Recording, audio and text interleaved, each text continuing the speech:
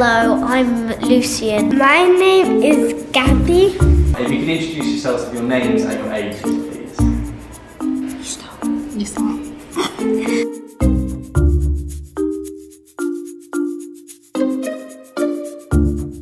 I can speak Portuguese and Spanish and English. At home, I speak a language called Amharic because I'm Ethiopian. Irish. English. German. Arabic. Portuguese. Czech. Chinese. Swedish. And maybe a little bit of gibberish. I would like to speak Spanish because Spanish is known halfway around the world, and it's the most spoken language in different countries around the world, so I'd like to learn Spanish. Hey yo, what's up? It's your girl Camille here, back again with another video. And for today's discussion, I'm going to tackle about language in education policy.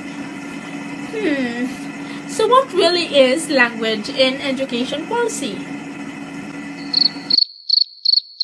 Language in education policy plays a crucial role in shaping the educational experiences of a student. Defining the language or the medium of instruction is the fundamental goal of any language in education policy. But deciding on the language of information, or a simple straightforward process, is rather a complicated one because of the linguistic diversity present even in one single classroom. Well, in this video, you will understand language in education policy better and how it directly affects language instruction, content instruction, and student achievement. You will learn about the historical development of the language and English policy in the Philippines and the language policies of other Southeast Asian countries, including their language situations and implementation mechanisms. So without further ado, let's start. First is the language of instruction.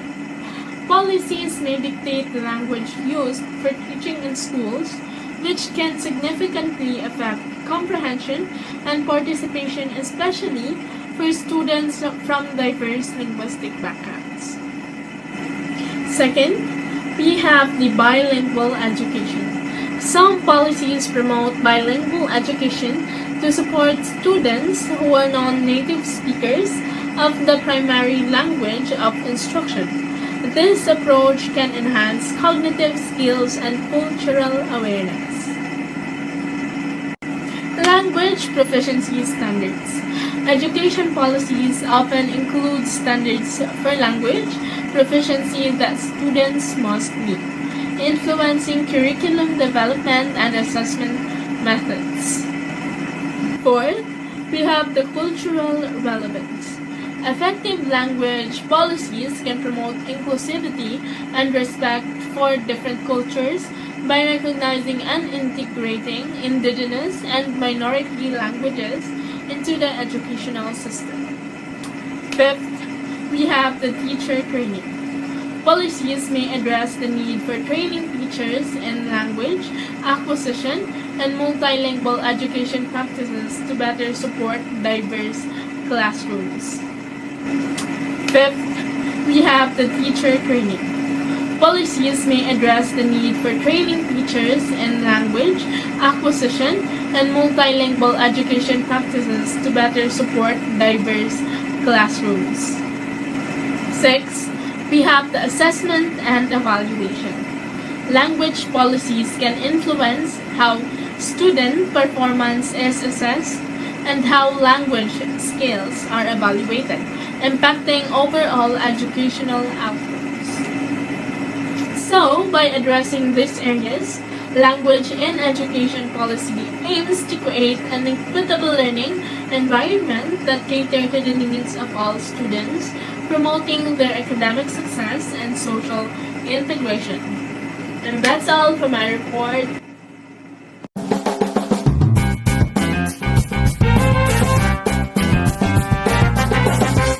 Das hier ist mein Sektor. Das hier ist das wichtigste Gerät des Küstenwächters. Das Gerät und das Gerät. Überlebensradar.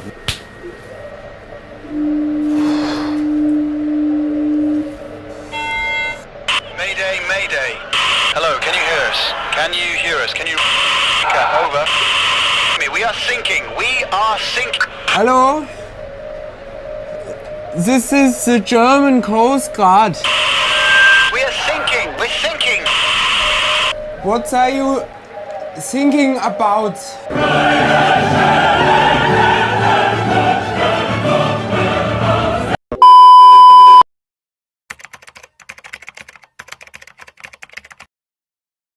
Hello everyone, my name is Angelica. Now I am going to tell you the history of language and education policies in the Philippines through the years. Imagine a classroom in the Philippines in 1901. The American flag waves outside and inside. Students sit attentively as the teacher introduces them to the English language for the first time. With Act No. 74, the United States, having just taken control of the Philippines, decided English would be the foundation of the public education. President McKinley believed that teaching English was essential for promoting democracy. So, teachers poured into the Philippines from America to train students. English dominated the classroom, and for years it was the only language of instruction. Students learned arithmetic, reading, and history in all language that was foreign to most. But things changed in 1937. The country was beginning to form its own identity, and the 1935 Philippines Constitution declared Tagalog the national language. With Executive Order No. 263 in 1940, schools across the country began teaching Tagalog as a subject, encouraging young Filipinos to embrace their language and culture. In primary and secondary schools and in teachers' colleges, students started learning Tagalog alongside their English lessons. It was the start of a shift toward a bilingual system, where students could connect with their roots while also preparing to engage with the world through English. By 1957, educators recognized that many young children struggled when they were thrown straight into English instruction. To help, the Board of National Education introduced vernacular languages as the medium of instruction in grade 1 and 2. Kids began their education in familiar languages, making the learning process smoother. English was reintroduced as the primary language in grade 3, and by grade 5 students were exposed to Filipino, the term later adopted for the national language. This blend of English and local languages was a first attempt at making classrooms feel more home for Filipino children. As the Philippines continued to grow, so did the education policy. In 1973, the Department of Education and Culture established the bilingual education policy through Department Order No. 9. Now, both English and Filipino would be used in the classroom as the media of instruction, or MOIS, depending on the subject. The goal was to help students master both languages, English for subjects like science and math, and the Filipino for social studies and other cultural subjects. This bilingual system was seen as a way to empower students with skills for both local and global opportunities, making the best of both languages. In 1987, the Philippines ratified a new constitution that officially named Filipino as the national language. Building on this, DSTS Order No. 52 reaffirmed the importance of bilingual education. Students across the country studied science and math and English, while Filipino became the language of instruction for social studies, character education, and more. With this balance, students could develop a solid foundation in both Filipino and English, carrying them for primary school through the professional world. Finally, in 2009, the education system took a new, more exclusive turn. DepEd Order No. 74 introduced a multilingual education policy. marking a major shift towards using a child mother tongue or MT as the primary MOI in the early grades. Now, from preschool until last grade 3, students would be taught in their native language, where Cebuano, Ilocano, or one of the many other regional languages. Filipino and English would be introduced gradually, and by secondary school, they become the main languages of instruction. This approach not only made learning more accessible but also allowed children to feel seen and understood in their classrooms, using their own language to learn about the world. By the time 2010 rolled around, the Philippine education system was one of the most linguistically diverse in the world. Each step in this story reflects the country's evolving identity, from English colonial roots to a rich tapestry of multilingual pride, honoring both its cultural heritage and its aspiration on the world stage. And that was the history of language and education policies in the Philippines through the years. I hope that you can learn something about the history of our language. Thank you and bye-bye.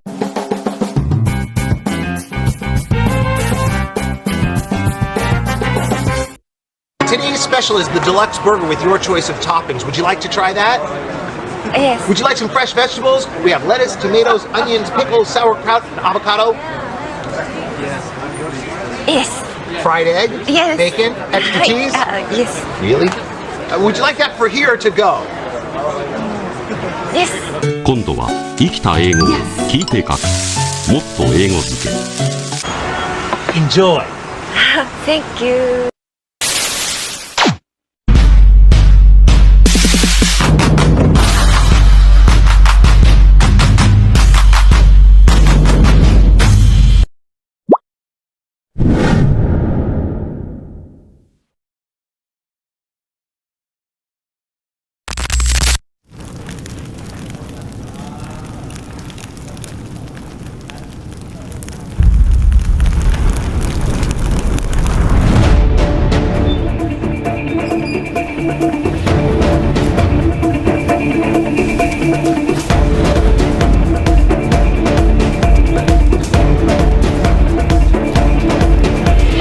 Southeast Asia is a region of remarkable linguistic diversity, with over 1,200 languages spoken across its 11 nations.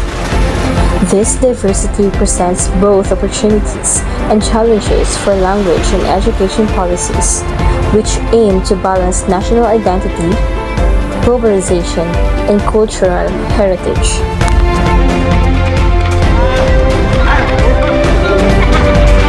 This documentary explores the complex and fascinating landscape of language and education policies across Southeast Asia, showcasing the challenges and triumphs of fostering multilingualism and preserving cultural heritage in a diverse region.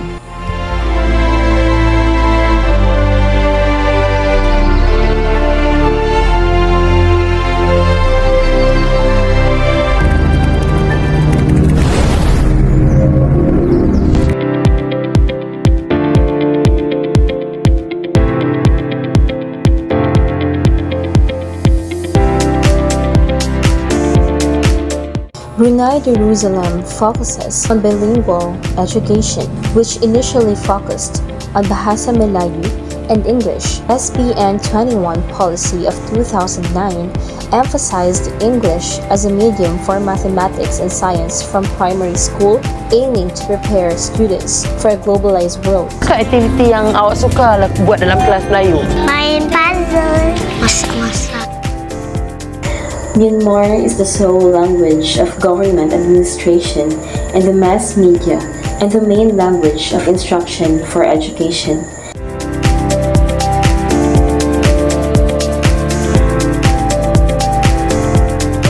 The education system uses Khmer for instruction, with English and French taught as compulsory subjects. Higher education increasingly uses English, though undergraduate programs still primarily uses Khmer. The language policies aim to promote Khmer while supporting multilingualism.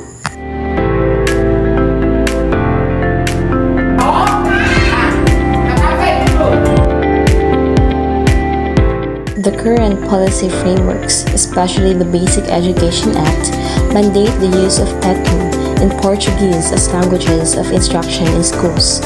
The policy has been primarily guided by the provisions for language use described in the Constitution.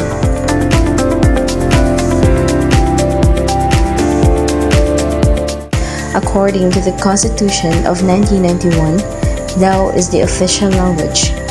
The Education Law of 2007 stipulates Lao as a language in education, and the government has been reluctant to allow non-dominant languages in education.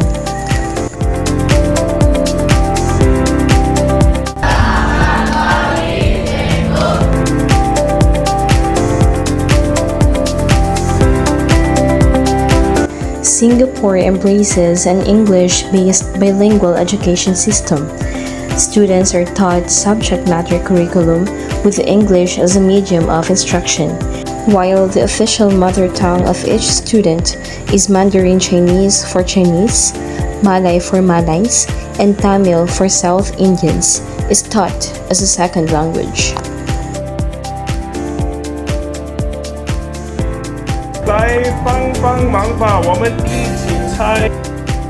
In Thailand, the new policy states, it is a policy of the government to promote bilingual or multilingual education for the youth of ethnic groups whose mother tongue is different from the national language, which is Thai, as well as those from other countries who enter Thailand seeking employment. Hi!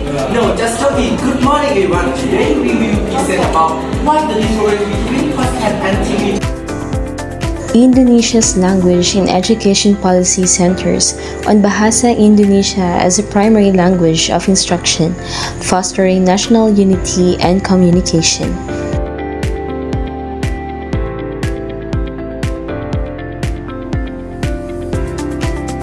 The main language policy is to require all students to learn and use Vietnamese as a national language and to support the development and use of minority languages. In the Philippines, they uses the mother tongue-based multilingual education or MTB-MLE.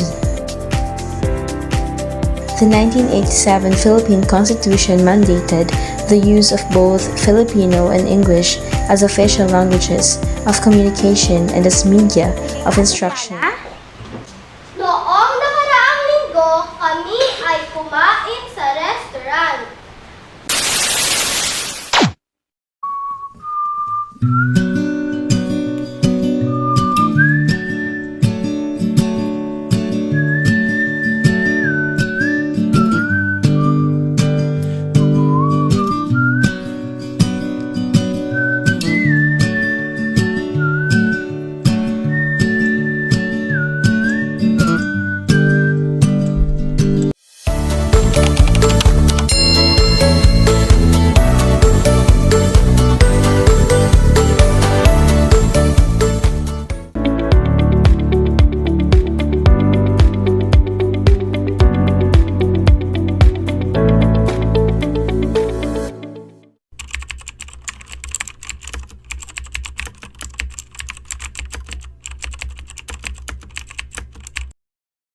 So, para sa ako, ang English word is a tool sa progress sa taong sa education. Kay, for example, kanang mga foreigners nga madto sa tuwang lugar. So, it's our way man pod nga bisag good kanang basic English lang ma-accommodate nato sila kanang mahatag nato ilahang mga needs.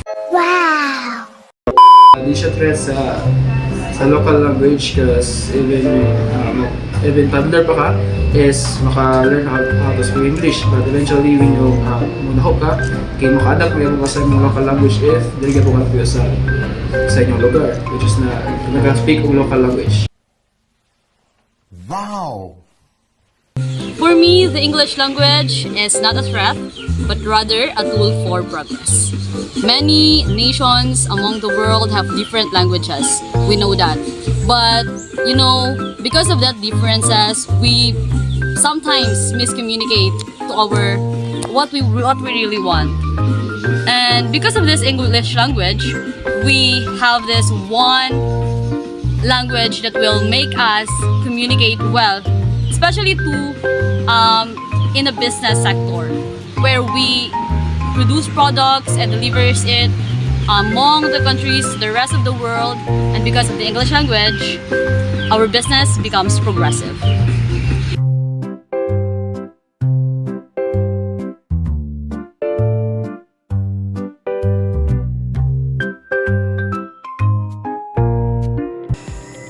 Alright, now if you will ask me the same question, what is the role of English in Southeast Asia? More importantly, in education in the sector, not just in the business sector, but in education. Now for me, English is very important in Southeast Asian schools because it helps students to learn new things and as well as to get jobs in the future. But on the other hand, it can also make it harder to keep the local languages alive. For me, the best thing would be teaching both English and local languages well, so students can succeed in the world while still knowing their own culture and their own languages. But on the other hand,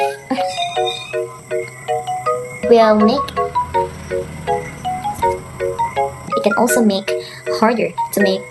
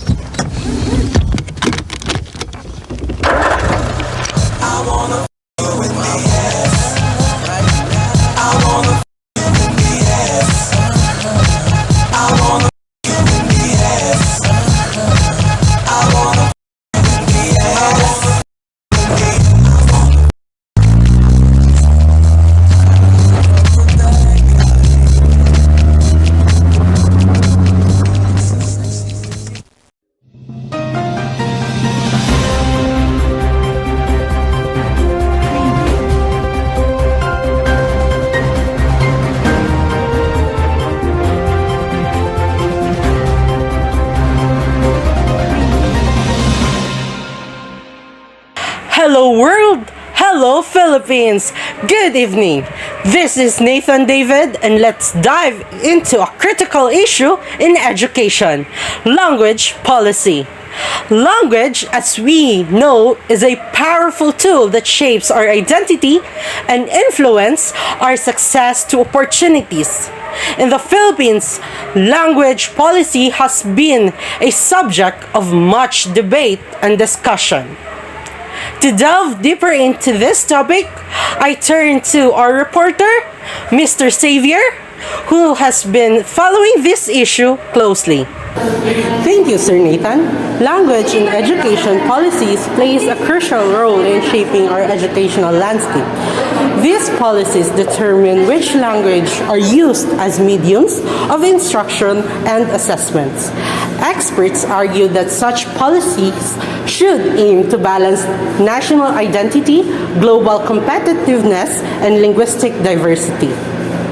Key consideration in language policy making include the first one, official languages, identifying the languages that represent the nation or dominant group. The second one, English as a global language, recognizing English role in commerce, academia, and technology, determining the extent to which English should be taught as a foreign or additional language. The third one, indigenous languages, acknowledging and promoting the use of regional and indigenous languages, particularly in English childhood education. A well-crafted language policy can empower learners by improving or providing them with a linguistic tools they need to succeed.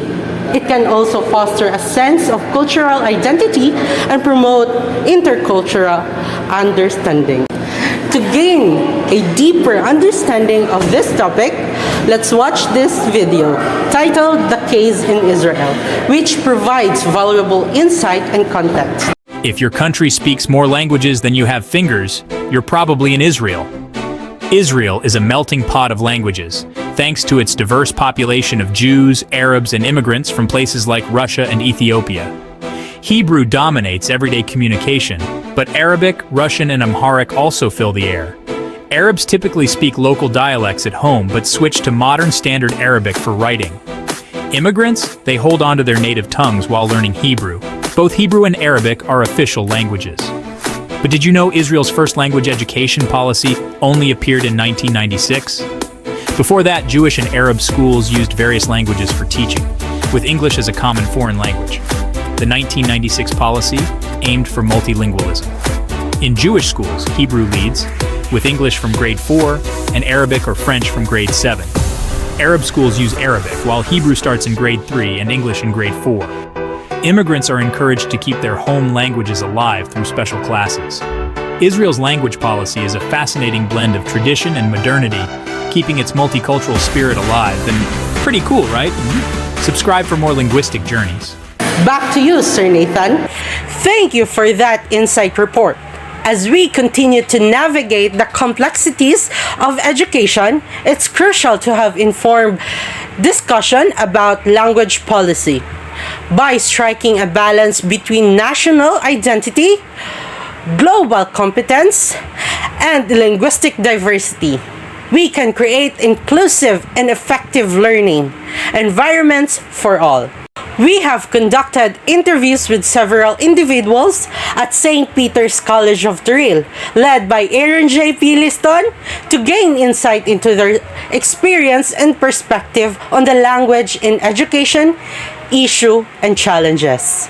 I can't wait for you to come my way. I've been far away, but I'll keep running just to find a way to you till then.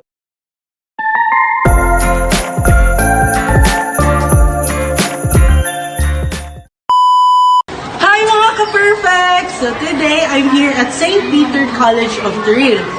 So I'm going to roam around and ask some random person to ask them a question that related to this topic.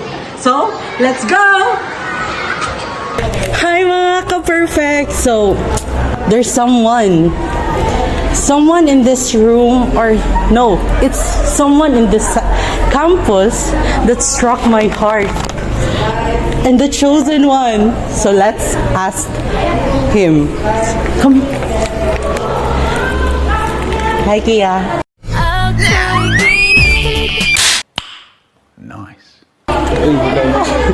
So, how are you? How are you? St. Peter College of Turil? Good daw. So, I have some question that I want to ask you. It's all about the language has issue and challenges. So, first question. Multilingual education is expensive. Do you agree or disagree, and why? Yes, I agree, since not all people can understand and can learn by themselves, and you can learn it through online, but if you want to be learned professionally by a professional teacher with a specific language and it requires money for it. Okay, so guys, it's so expensive if you learn something new language. So there's also a YouTube, right? Yes. You can learn from that website.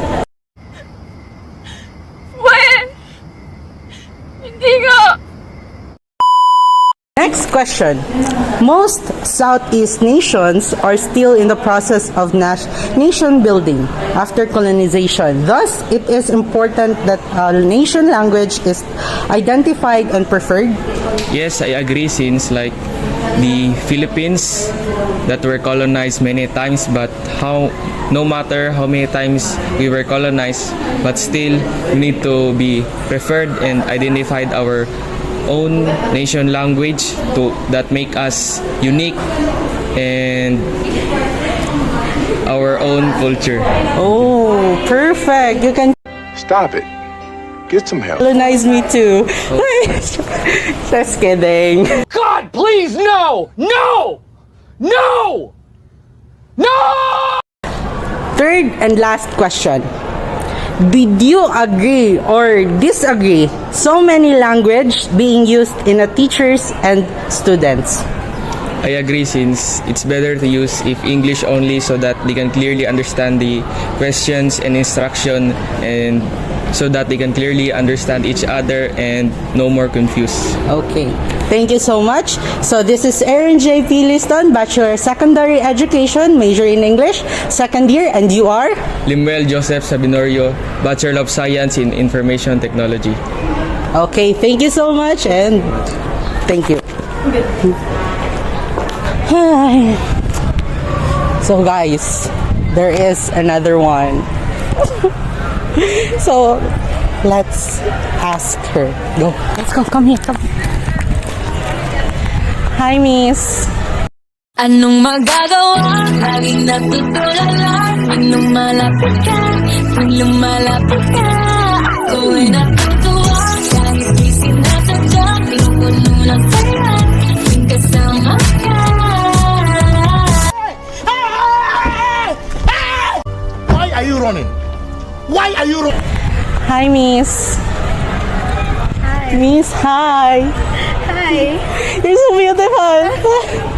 So, can I sit here? Yeah, sure.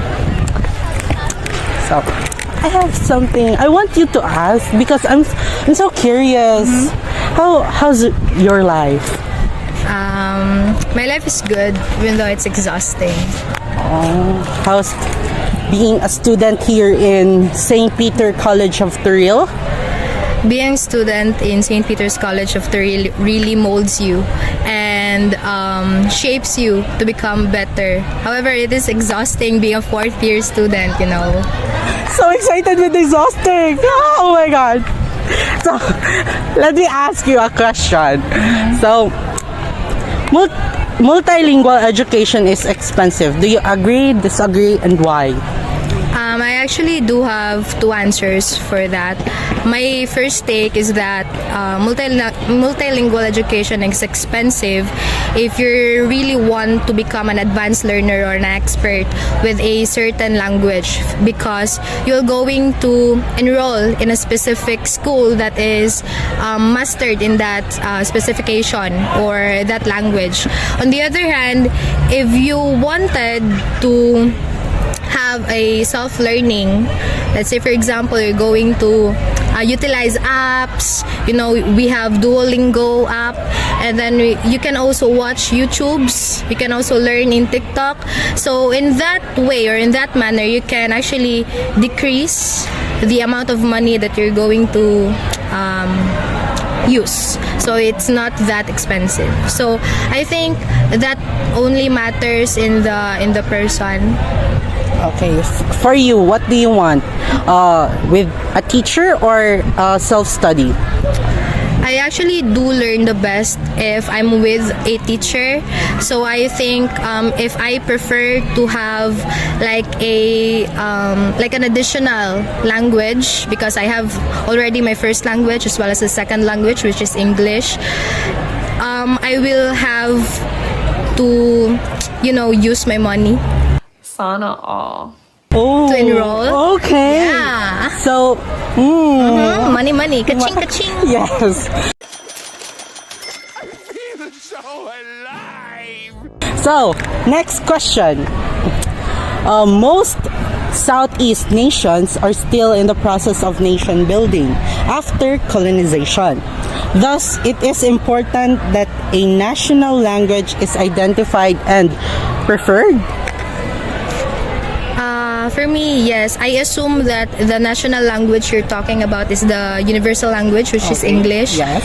And for me, nation building do require like a connection with other countries.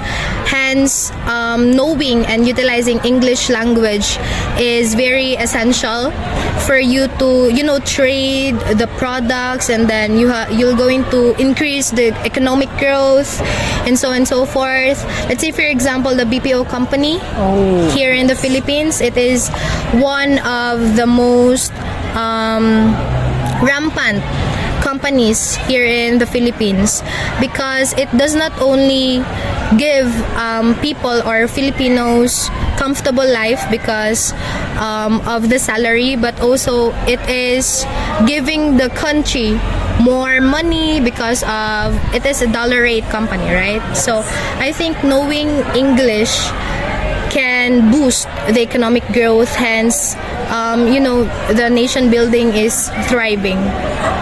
Thriving. Yeah, thriving. That's so Meron ako comprehension skill. So, good luck to you on the other challenges, girls, kasi parang hindi nyo alam mag-comprehend. So, third and last question. Finally. Yes, final. So many languages being used in teachers and students. Do you agree, disagree, and why? In the context of the Philippines, I think I do agree with the question. So here in St. Peter's College of Turil, we actually utilize two languages, which are the English and the Filipino. So because more than one is many, right? Yes, more than one is many. Paano masabi? So, for the children or the students to be capable and equipped in the future, teachers usually do communication in English manner, no? And also, the children or students also utilize the Filipino language. So I think I do agree that there is a two utilization of languages here in St. Peter's College of Turil. Two utilization of language. So, thank you for that. And this is Aaron J.P. Liston, Bachelor Secondary Education, major in English, second year, and you are? I am Earl Benedict Ebawa Santa, BS Ed English, fourth year student. So, that's all, and thank you. Thank you. Hi mga ka-perfect! So, this is it. We have come to an end. Hoping you all to have learned something. Again, this is Aaron J.P. Liston, Bachelor of Secondary Education, major in English, from St. Peter College of Turil. Also, for more videos, please like and subscribe. Bye-bye and God bless. Thank you for that, Mr. Aaron. In conclusion, the language and education policies in Southeast Asian countries aim to foster multilingual and create opportunities for learning English as a foreign language. However, challenges persist in implementing a truly inclusive approach. Kosonen and Young 2010 highlighted several issues faced by this country in relation to multilingual education. It is clear that while efforts are being made, there is still work to be done to achieve a more comprehensive and accommodating language in education policy. Again, this is Mr. Nathan David at your service.